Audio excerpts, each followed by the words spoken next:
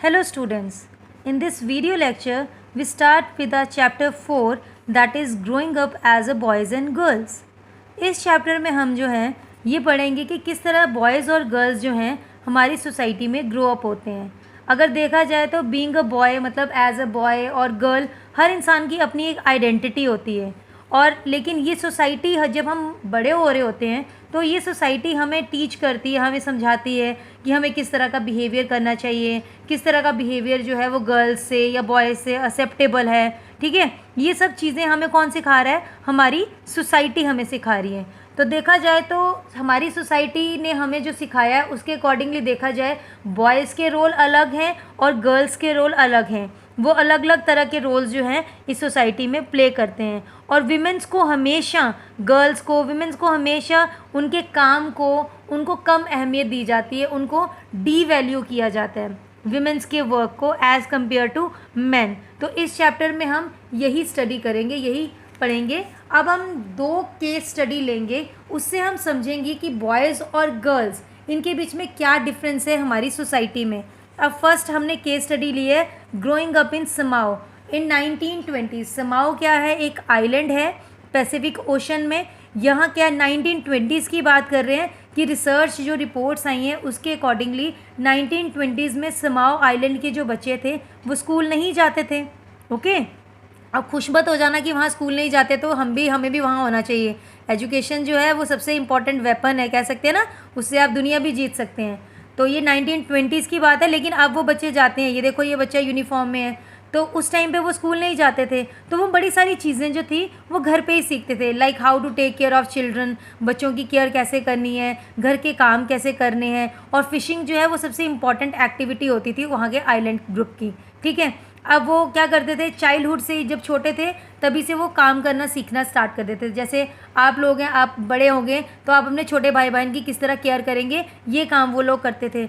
जैसे वो बड़े हुए तो छोटे भाई बहन की केयर उन्होंने करनी है। तब उनके जो घर के बड़े लोग थे, एडल्ट्स थे, जो बड़े लोग हैं, वो उनको नहीं देखेंगे। सिर्फ आपकी रिस्पॉन्सिबिलिटी अपने छोटे भाई बहनों को देखना। जैसे जैसे आप बड़े हो जाओगे तो जैसे जैसे बड़े होगे तो फिर आप फिशिंग करना सीखोगे, कोकोनट्स कैसे ग्रो किए जाते हैं ये सीखोगे। जो गर्ल्स होती हैं पहले वो घर पे ही काम करती हैं, बच्चों की देखभाल करना, अपने छोटे भाई बहनों की देखभाल करना। लेकिन जैसे वो बड़ी हुई 17 ईयर्स तक, 16 ईयर्स की हुई तो उनको पूरी फ्रीडम होती है, वो भी बाहर जा सकती हैं, फ़िशिंग करने जा सकती हैं, प्लांटेशन, वीविंग बास्केट्स, ये सब काम कर सकती हैं।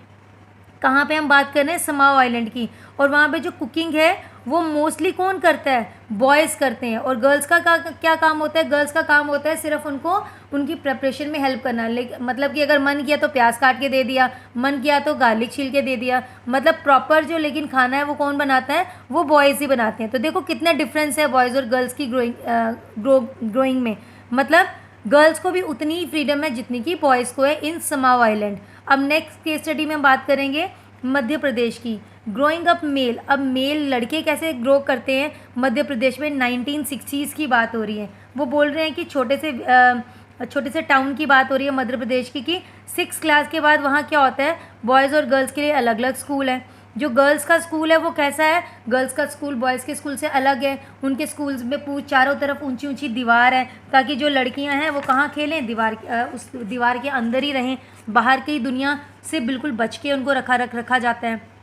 लेकिन जो बॉयज़ होते हैं उनका बिल्कुल खुला प्लेग्राउंड है। स्कूल से निकले पूरे गली मोहल्ले का चक्कर लगा के आ जाओ। ठीक है, और गली में खड़े होके कभी कोई रास्ते में जा रहा है उसको छेड़ दो, खड़े होके उनको टीज़ कर दो, ये लड़कों का काम है। लेकिन वो स्ट्रीट जो है, जिस गली की मैं बात कर रही हूँ कि बॉयज़ वहाँ खड़े घंटों रहते हैं, छुट्टी हो जाती है लेकिन वहाँ पे खड़े रहते हैं। लेकिन अगर हम गर्ल्स की बात करें एज़ कम्पेयर टू बॉयज़, वो गली जो है वो लड़कियों के लिए किस काम के लिए है? वो गली उनके लिए सिर्फ एक रास्ता है घर से स्कूल और स्कूल से घर आने के लिए। उनको इतनी आज़ादी नहीं है कि वो आगे पीछे जाएं, और वो हमेशा प्रेफर करती हैं ग्रुप्स में जाना, अकेले। क्योंकि अकेले जाने से क्या होता है, वो डरती हैं कोई उनको छेड़ देगा, कोई उनके ऊपर अटैक कर देगा, तो वो ग्रुप्स में जाना ज़्यादा प्रेफर करती हैं। तो देखो इन 2 एग्जाम्पल से हमने ये रियलाइज़ किया है कि बॉयज़ और गर्ल्स दोनों में कितना डिफरेंस है, किस तरह से हमारी सोसाइटी में वो बड़े हो रहे हैं। बॉयज़ के लिए किस तरह से अलग रूल्स हैं और गर्ल्स के लिए अलग रूल्स हैं। ये हमें चाइल्डहुड बचपन से ही सिखाया जाता है। अब देखो छोटी सी एग्जांपल देती हूँ। जैसे अब आपके घर में भी जब आपका बर्थडे या आपके भाई का बर्थडे होता होगा तो बॉयज़ के लिए हमेशा किस तरह के टॉयज़ लाए जाते हैं? गन्स लाई जाती हैं, रोबोट्स लाए जाते हैं, क्रिकेट का सामान लाया जाएगा, और गर्ल्स के लिए बोलेंगे चलो जी इसके लिए बार्बी डॉल ले जाते हैं, है ना, किचन सेट ले जाते हैं। क्यों भाई, क्या बॉयज़ किचन सेट से नहीं खेल सकते? क्यों? क्योंकि हमारी सोसाइटी ने ये एक स्टीरियोटाइप है, एक हमारी सोच जो है वो बन गई हुई है कि गर्ल्स के लिए ऐसे ही होना चाहिए और बॉयज़ के लिए ये वाले टॉयज़ होने चाहिए। अब बोलते हैं गर्ल्स के लिए पिंक कलर है और बॉयज़ के लिए ब्लू कलर है। क्या भगवान ने ऊपर से कह के भेजा था तुम्हारा ब्लू होगा तो तुम्हारा पिंक होगा? नहीं, ये किसने बनाया? ये हमारी सोसाइटी ने बनाया। अब बोला जाता है कि गर्ल्स जो हैं वो सॉफ्ट स्पोकन होनी चाहिए और बॉयज़ जो हैं वो रफ टफ होने चाहिए। ऐसा क्यों है भाई? गर्ल्स भी तो कभी रफ हो सकती हैं, अब बॉयज़ को भी तो सॉफ्ट स्पोकन होना चाहिए। क्या वो हमेशा चिल्लाते रहें?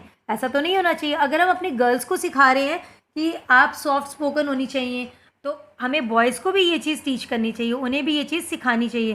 तो ये हमारी सोसाइटी ने हमारे लिए क्रिएट किया हुआ है, किस तरह से बॉयज़ और गर्ल्स के लिए अलग अलग जो हमने रूल्स बनाए हुए हैं। ठीक है, और क्या है, अब काम की बात करें, अगर सपोज़ करिए मदर काम पे जाती है, फादर भी काम पे जाता है, दोनों बराबर काम पे जा रहे हैं, लेकिन जब वापस आते हैं तो मदर का ही काम होता है आके घर का काम करना। ऐसे मेन तो नहीं करते ना, फादर लोग तो नहीं करते आके घर का काम करना। तो किसका काम ज़्यादा हुआ? विमेंस का काम ज़्यादा हुआ। लेकिन फिर भी उनके काम को हम क्या करते हैं? डी वैल्यू करते हैं, उनके काम को हम कम समझते हैं। अब ये एक एग्जाम्पल से समझेंगे। हमारे बुक में एक छोटी सी स्टोरी है। एक लड़की है एक लड़की है, वो बोल रही है अपनी मदर को कि मम्मा हमारा स्कूल घूमने के लिए जा रहा है, तो स्कूल वालों ने बोला है अपने पेरेंट्स को किसी को बुला के लाओ। उसकी मम्मा बोलती है, करती प्लीज़ प्लीज़ आप छुट्टी ले लेना ऑफिस से। वो अपनी मम्मा को बोल रही है, तो अपनी मम्मा को बोलती है देखो मेरा जो फ्रेंड हरमीत है उसकी मम्मा तो हमेशा चलती है क्योंकि वो कोई काम नहीं करती। देखो अब उसने क्या बोला, सोनाली है उसका नाम लड़की का। सोनाली बोलती है क्योंकि हरमीत की मम्मा कोई काम नहीं करती। तो सोनाली की मम्मा बड़ी हैरान हो जाती है, बेटा वो काम क्यों नहीं करती, वो तो सुबह 5 बजे उठ के काम करती है घर का सारा। तो वो बोलती है मम्मा लेकिन वो काम थोड़ी होता है, वो तो ऑफिस नहीं जाते। तो सोनाली की मदर को बड़ा बुरा लगता है। वो बोलती हैं अच्छा मेरी बेटी ऐसे सोचती है कि घर का काम जो होता है वो कुछ भी नहीं होता, तो चलो हम हरमीत के घर चलते हैं। वो हरमीत के घर जाके बोलते हैं हाँ जी देखिए मेरी बेटी बोलती है आपकी वाइफ तो कुछ काम ही नहीं करती है। तो इतनी देर में जो उसका फ्रेंड है हरमीत, वो भी बोलता है हाँ आंटी मेरी मम्मा काम थोड़ी करती है, वो तो घर पे ही रहती है। तो उसकी मम्मा को बड़ा हैरानगी होती है सोनाली की मदर को कि सोनाली ही नहीं उनका बेटा भी यही सोचता है कि उसकी मदर काम नहीं करती। तो बोलते हैं चलो अच्छा एक ग्रेट आइडिया है, ऐसा करते हैं आज हरमीत की मदर जो है वो पूरे दिन स्ट्राइक पे रहेगी तो वो कोई काम नहीं करेगी। तो वो बड़े खुश हो जाते हैं, बच्चे करते हैं ओके मैं और पापा मिलकर काम कर लेंगे। हरमीत बोलता है। अगले दिन क्या होता है, सुबह होती है, सारे चिल्लाने ओ गॉड टाइम हो गया, ब्रेकफास्ट कहाँ है, बच्चे रेडी नहीं हुए। तो उसकी मदर बोलती है अच्छा मैं तो आज स्ट्राइक पे हूँ। उसके फादर बोलते हैं ओहो हाँ। वो जैसे तैसे मैनेज करते हैं, खाना वाना बनाते हैं। तो इतनी देर में गाड़ी का हॉर्न बजना स्टार्ट हो जाता है स्कूल बस का।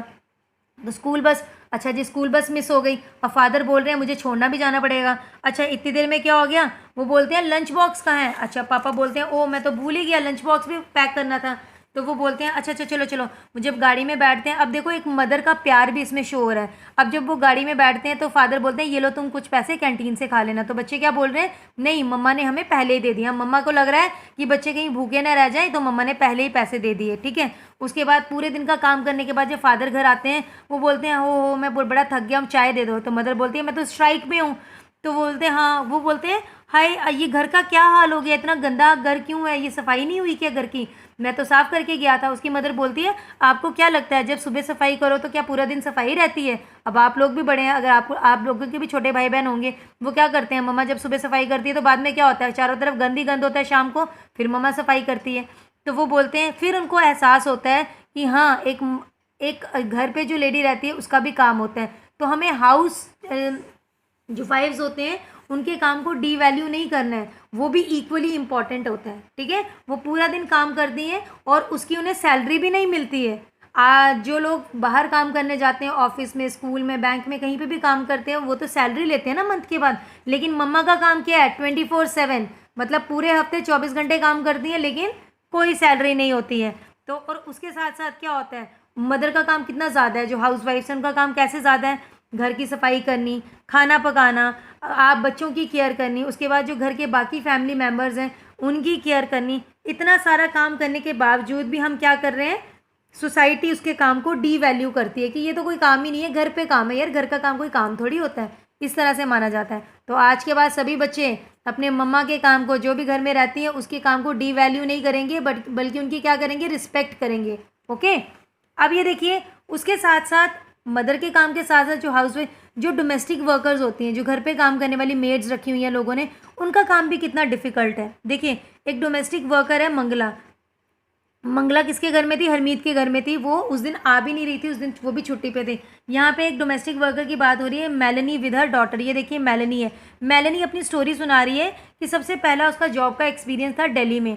दिल्ली में वो बोलती है सबसे पहले कोई बहुत रिच फैमिली थी, वहाँ पे मैंने काम किया। वो बहुत बड़ा घर था, 3 मंजिला घर था, 3 स्टोरी। वहाँ की जो मेम साहब थी, मतलब मेम साहब ही बोलेंगे ना उसकी घर की मालकिन को, मेम साहब थी, वो बड़ी अजीब थी। वो हमेशा चिल्लाती रहती थी, ये काम नहीं हुआ, वो काम नहीं हुआ। तो मेलेनी बोल रही है कि मेरा काम किचन में होता था खाना बनाने का, मेरे अलावा भी 2 और लड़कियां उन्होंने काम पे रखी थी। देखो काफ़ी रिच थे, 3-3 नौकर रखे हुए हैं उन्होंने घर में, ठीक है। और वो बोलते थे सुबह 5 बजे हमारा काम शुरू होता था, और ब्रेकफास्ट में हमें, और उनके लिए सर्वेंट क्वार्टर्स भी होते हैं, मतलब उनके लिए रूम भी होते हैं, पूरा दिन उनको वहीं पे रहना पड़ता है। तो सर्वेंट क्वार्टर भी थे। तो उनको सुबह क्या 5 बजे उठते थे, और खाने में क्या दिया जाता था, 1 कप चाय और 2 सूखी रोटी, मतलब तीसरी रोटी नहीं दी जाती थी, और बिल्कुल सूखी रोटी दी जाती थी, ठीक है, तीसरी रोटी नहीं। अब रात को वो बोल रही है कि मेरा काम होता था खाना बनाना, तो दूसरी लड़कियां मुझे बोलती थी प्लीज़ हमें एक रोटी दे दो, तो हम ना चोरी चोरी से एक एक रोटी एक्स्ट्रा बना लेते थे, उनको भी देती थी और अपने लिए भी बना लेती थी, ठीक है। और करती हम इतना काम करते पूरे दिन का,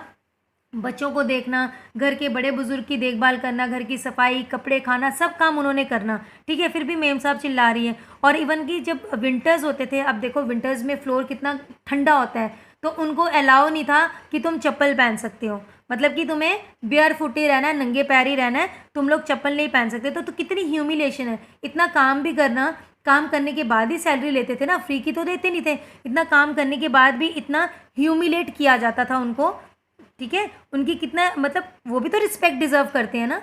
अगर वो घर का काम कर रहे हैं, इट डजेंट मीन कि उनको रिस्पेक्ट नहीं देनी चाहिए। एटलीस्ट हम ह्यूमंस हैं, उनको एज अ ह्यूमन तो ट्रीट करना ही चाहिए। तो ये एक जो है, हमने इस स्टोरी से भी पढ़ा कि हाउस वर्क को किस तरह से डिग्रेड किया जाता है, डी वैल्यू किया जाता है। चाहे वो मेड्स करती हैं काम, या आपकी मम्मा ही काम कर रही है, फिर भी उनको कितना डी वैल्यू किया जाता है। उसके बाद जो रूरल एरियाज़ में, वहाँ की तो हालत और भी ख़राब है।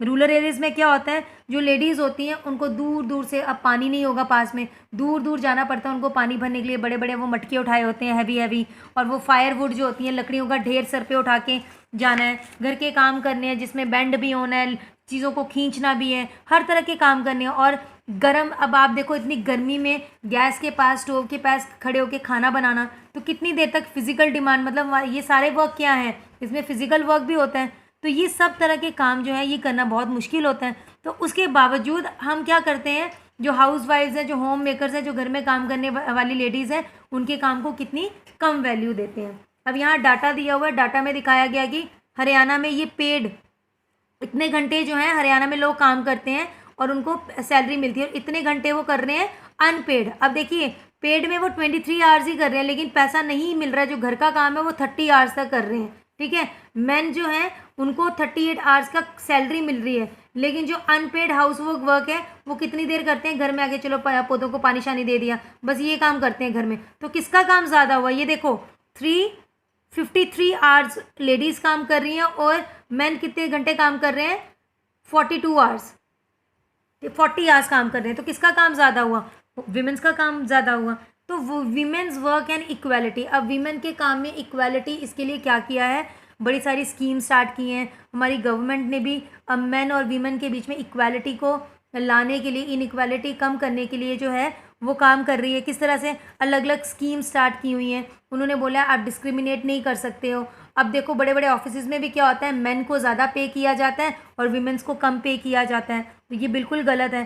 तो इसके लिए उन्होंने क्या किया हुआ है, अब जैसे ये देखो आंगनबाड़ीज़ में लेडीज़ काम करती हैं, यहाँ पे बच्चे आते हैं पढ़ते हैं, ठीक है। गवर्नमेंट ने आंगनबाड़ी सेट की हुई हैं यहाँ पे, और लॉ पास किया हुआ है कि हर जहाँ पे भी किसी भी स्कूल में अगर 30 से ज़्यादा आपका एम्प्लॉय जो है वो विमेंस हैं, तो वहाँ पे एक क्रैच ज़रूर होना चाहिए। क्रैच का मतलब होता है जहाँ छोटे बच्चों को रखा जाता है, मतलब कोई स्कूल है अगर उसका स्टाफ जो है वो 30 विमेंस हैं, 30 मेंबर्स जो हैं वो विमेंस हैं, तो वहाँ पे क्रैच ज़रूर होना चाहिए, क्योंकि उनके छोटे बच्चे होते हैं विमेंस के, तो उनको वहाँ पे रखने के लिए, ताकि उनको मुश्किल ना आए घर से बाहर काम करने के लिए, तो उनको ये फैसिलिटी प्रोवाइड की जाती है। तो इस तरह से गवर्नमेंट ने जो है वो काम किया है, किस लिए कि जेंडर इक्वालिटी हो सके, मतलब कि विमेंस को भी मेंस के बराबर का दर्जा मिल सके। तो आई होप ये चैप्टर सबको क्लियर हुआ होगा। Thank you.